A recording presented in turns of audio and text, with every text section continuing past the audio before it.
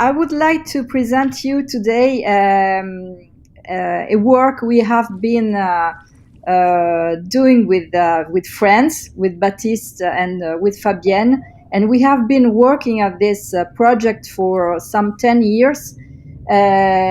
We could publish last year a paper, and we are all very proud of that.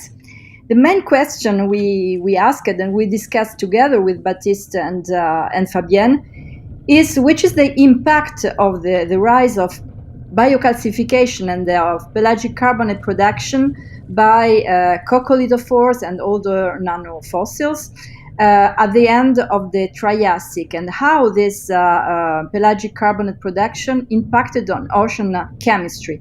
So maybe you know this paper, this paper by French modelers, Yves Goderis, who postulated that the rise of coccolith and nanofossil biocalcification correspond to the sharp decrease of atmospheric carbon dioxide concentration between the middle and the late Triassic. However, as you can see in this reconstruction of morphospecies richness, in the late Triassic, we only have less than 5 species of coccolithophores and less than 10 nanofossils. So it seems unlikely that there is a cause-effect relationship between these two big events. And also, what is important is that the rise of biocalcification by coccolithophores correspond also to the transition to a Neritan to a Cretan ocean mood, as defined by various modelers. And this transition is also defined as the mid-Mesozoic revolution of ocean chemistry. So this is a very simplistic model, but it permits us to understand that before the Triassic and the end Triassic, the majority of carbonate production occurred in neritic area, in shallow carbonate platforms in epicontinental seas at low latitudes. And starting with the origination of biocalcifier, planktonic biocalcifier, this production was exported towards the deep sea, the open ocean. So we have a transition from calcium carbonate only deposited on very limited areas in shallow carbonate platforms, low latitude, to a modern ocean where carbonate is everywhere, almost everywhere in the ocean, also in the deep ocean above the CCD. And this is a much more stable oceanic system with a buffering effect for exceeding CO2. But we don't know when and how exactly this transition occurred. So this is the question we had with Baptiste and Fabienne, and we tried to answer by compiling and acquiring new data on calcareous nanofossil absolute abundances and fluxes. And we used literature paper using exactly the same preparation technique we use in order to have a homogeneous data set. And as you can see, there are many areas which are not studied yet, but it's a good base to start talking about this evolution, this history of calcareous nanoplankton. About the technique, so we applied the settling method. So we prepare a slide where we have a known amount of powder, and we can count by optical microscope nanofossils and calculate a number of nanofossils per gram of rock. And we transform absolute abundances in accumulation, nanofossil accumulation rate, taking into account the sedimentation rate, which was calculated with cyclostratigraphy when possible, or using a very precise time scale, duration of ammonite zone, for instance, or other zones, using the geological time scale. And we combine this data with the dry bulk density of rock, which has been measured by Baptiste for some samples, and we have also other data coming from the ODP or the SDP volumes. So this is the main result of this work that took a very long time, some 10 years, to acquire all this data and to compile the rest of the data. And as you can see here, the nanofossil accumulation rate and the smoothing Baptiste did show that there is a very nice and very regular increase all along the Jurassic. We don't have data yet for the Triassic, but as you saw before, there are only maximum five species of coccoliths and a few species of nanoliths. So, and they are very, very rare in sediment nanofossils. So we started at the base of the Jurassic. And you can see that the nanofossil accumulation rate regularly increased, and this increase goes along with an increase in species richness. Of course, these are morphospecies. We don't know the real species richness. And if nanofossil accumulation rate become stable starting from the early Cretaceous up to the Neogene, we can see that the species richness continues to increase all along the Mesozoic, and the same trend can be seen in the coccolith size. And here there is a compilation made by Marie-Pierre Aubry about measured coccoliths or data coming from the literature. Here there is average values and minima and maxima values, and here the size patterns measured by Hermann and Thierstein in SEM and optical microscope images.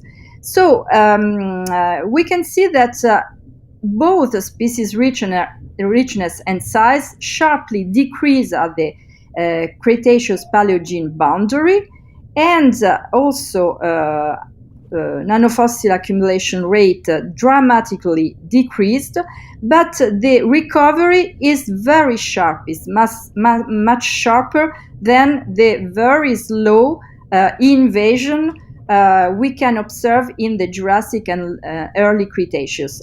So on the basis of all this data, Baptiste could propose three different steps in the in the history of calcareous nanoplankton. So an invasion where the accumulation rate and the species richness progressively increased.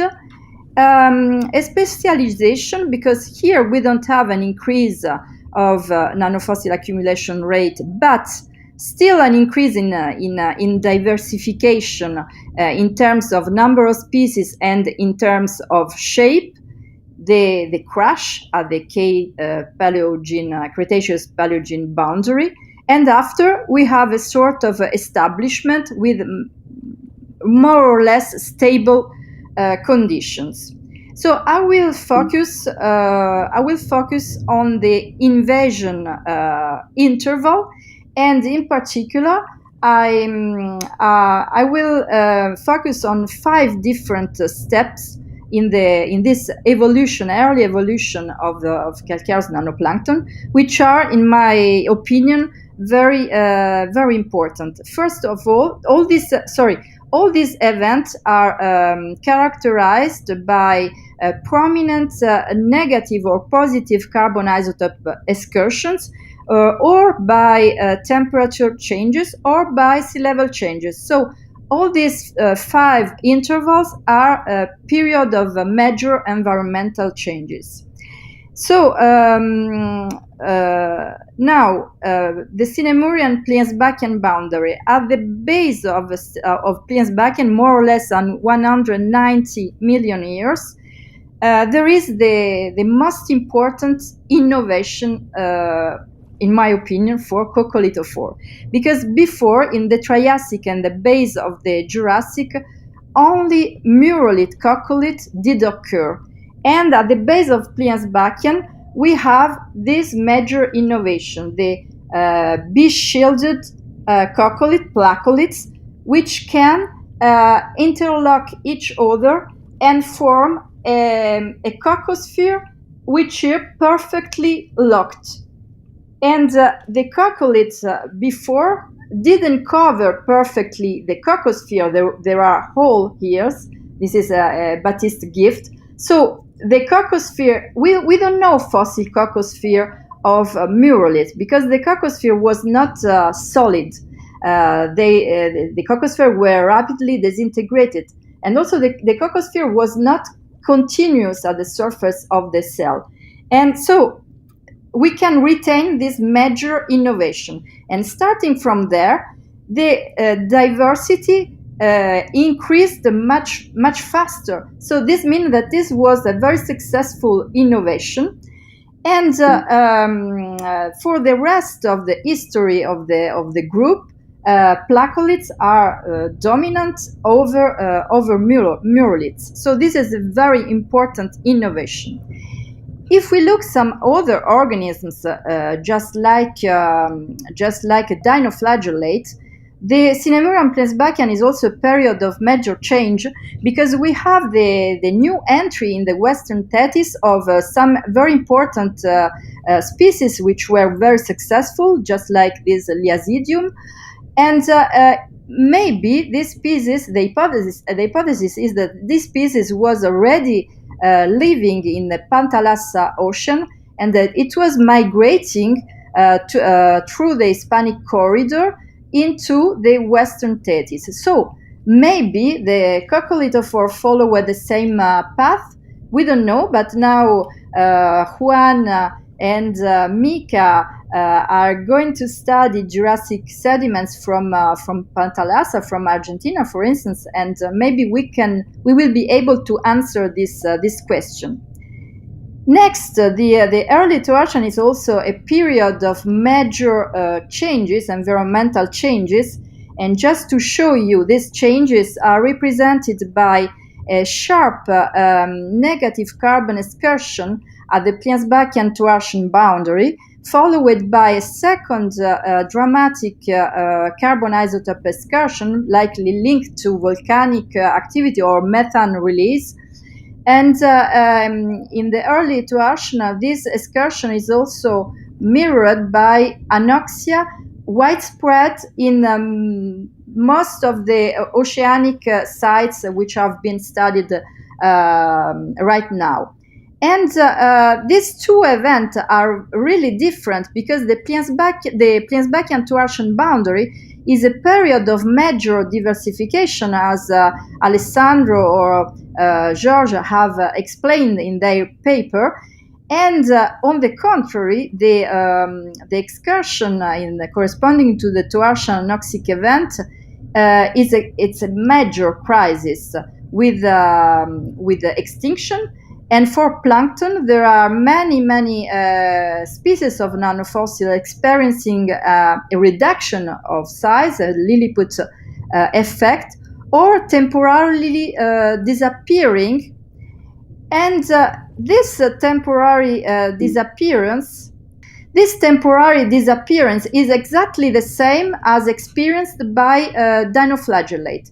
Dinoflagellate, as coccolithophores, have a major diversification in the upper Pliensbachian, and during the Toarcian event, they have experienced a blackout. So two different groups have the same evolutionary response to the same paleoenvironmental event. But the most important effect of anoxia is that probably, this is an hypothesis of course, but probably promoted the colonization of open ocean, because most of the epicontinental sea were anoxic.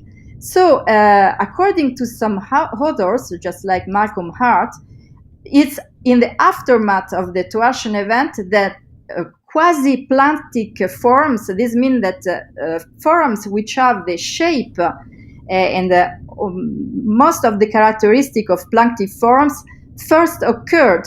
And also for coccolithophores, the group, the genus of Vatnawaria, which is the most widespread genus for the rest of the Mesozoic. So this anoxic event probably is that the origin was the pusher of the first oceanic colonization of the open ocean. So this is also a big innovation.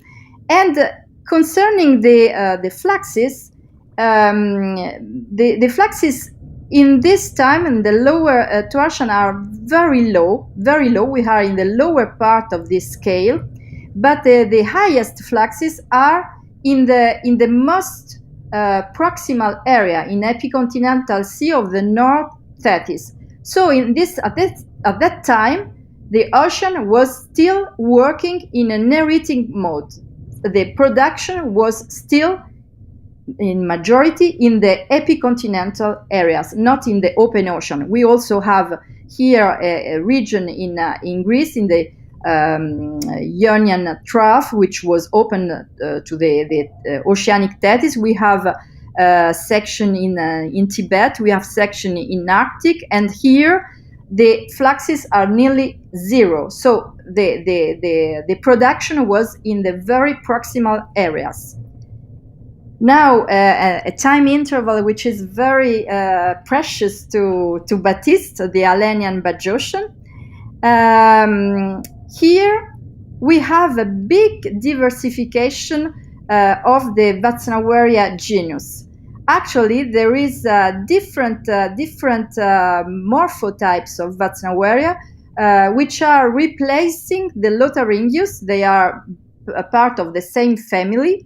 And Lotharingius was really characterizing the Toarcian and Alenian assemblages. But in the Bajocian, so more or less 170 million years, Vatnawaria took over first with the forms, with the cross in the central area, with forms without structures in the central area, or the Britannica Vatnawaria with a bridge in the central area. And these forms really dominate the rest of the Mesozoic.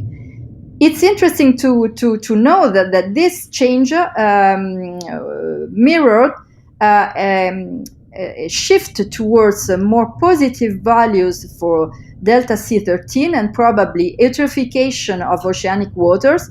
And this is also attested by the widespread of the diversification and widespread of radiolarians. And in this interval, siliceous sedimentation was very widespread in many epicontinental and oceanic basins of Bajocian age. Another big innovation. The Jurassic-Cretaceous boundary, of course, there is the first occurrence of Nannoconus, not only because Andre Bornemann very nicely with biometry showed that at the end of the Jurassic there was a nanofossil calcification events. So not only the big nanoliths, just like Coniosphaera, Polycostella, and Nannoconus were very abundant, but the Vatnawaria were giant, very big and very thick. So here there is a further push to carbonate production and to export of carbonate production towards the open ocean. But the most important step occurred in the lower Cretaceous, in the Valanginian, more or less 135 million years ago.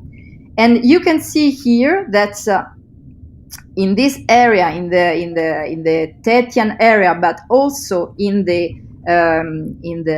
North Atlantic Ocean, which was opening, there is a very high value of nanofossil accumulation rate, and so both in proximal and in oceanic areas, now we have a well-established carbonate production, carbonate export to the sediment. So this is the date where we can really record a Cretan ocean. This means an ocean working just like the today ocean for the first time, and it's a very young. The modern ocean is very young.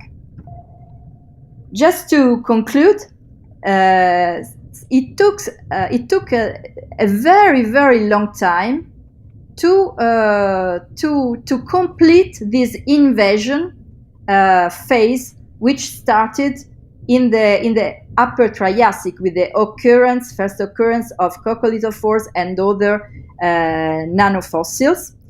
It took more or less 100 million years. So it's a very long invasion phase. But as we used to say in Rome and in Paris, they say the same. Rome or Paris was not done in one day. It took time. Okay, so it took time to get the modern ocean and to have this export of carbonate production to the open sea. And if you look at this curve, it closely resembles at this model curve, modeling the proliferation of in culture, for instance, for algae or bacteria. So the first proliferation, exponential growth, and after the stabilization due to the carrying capacity of the environment, of the medium. And it's worth to notice that this stabilization occurred between 135 and 155 million years, in between the Valanginian and the Aptian, more or less. This means the moment where also diatoms first occurred and the moment where planktic forams explode, diversified. So probably there is a coevolution of calcareous nanoplankton and other organisms, and this coevolution created the modern ocean. I finished my presentation, so thank you for your attention. I put this image because I think that we all fall in this pot when we were young. So we were very excited with coccolithophore and with carbonates in general. And thanks to the young generation who are taking over the message. So thank you very much for your attention.